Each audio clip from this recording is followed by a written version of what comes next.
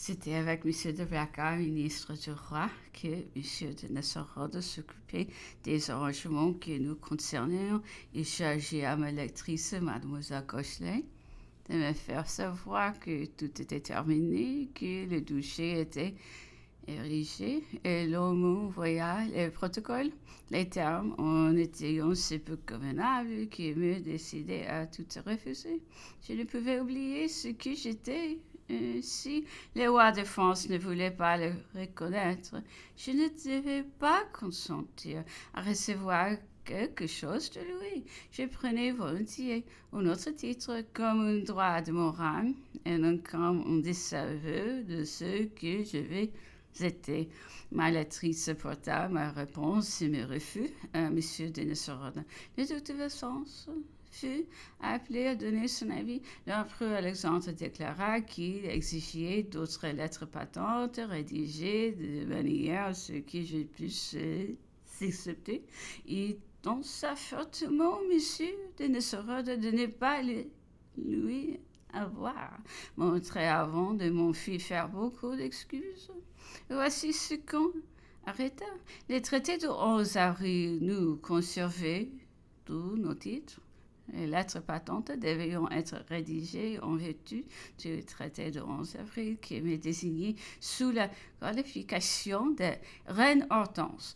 J'ai reçu le duché de Saint-Leu. Après moi, mes enfants ont hérité sans que leur père eût aucun droit. Je vais balancer cependant dans la crainte que l'animosité lieu de tous ces objets de trouble, sa douceur, sa bienveillance et le charme de son hoquet ne s'étaient point altérés. Elle était la même que dans le temps du bonheur. De tous ceux auxquels elle avait sauvé la vie, le marquis de Rivière fut le seul qui vint la voir. Monsieur de Polignac, qu'elle avait également sauvé, puis qui s'était jeté aux pieds de l'empereur pour obtenir sa grâce, ne lui fit pas même une visite de politesse. Les premières preuves de gratitude sont douloureuses. On souffre d'avoir à reprocher quelque chose à ceux qu'on avait eu tant de plaisir à obliger. Beaucoup des Français, après une première visite jugée sans doute indispensable, ne reparaissaient plus à la maison. D'autres empressements les appelaient ailleurs, les étrangers seuls et quelques Français qui n'échangions pas avec la fortune et venions avec la même assiduité. Avant de réussir à faire le revue de ses troupes, il invita mon frère à y assister. Je le pria de l'en dispenser, ajoutant que ce serait avec plaisir partout ailleurs qu'en France. L'empereur, avec une grâce parfaite, lui prit la main.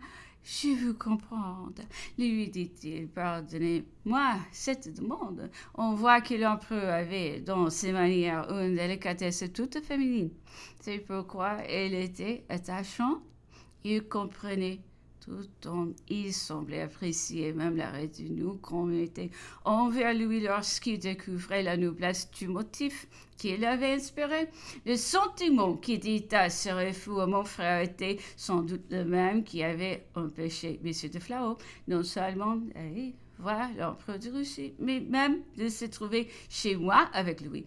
Il convenait de toutes ses qualités, de toute la reconnaissance que je lui devais pour tant de bons procédés, mais persistait à le considérer comme ennemi de son pays dont il voulait s'épargner la vue.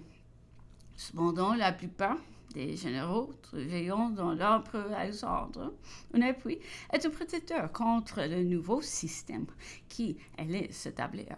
On fut charmé du caractère de tous ces militaires qui lui étaient présentés. L'empereur lui dit: quel bonheur pour un souverain de régner sur une nation que le seulement d'honneur, l'électrice, que des choses on peut faire avec un tel mobile.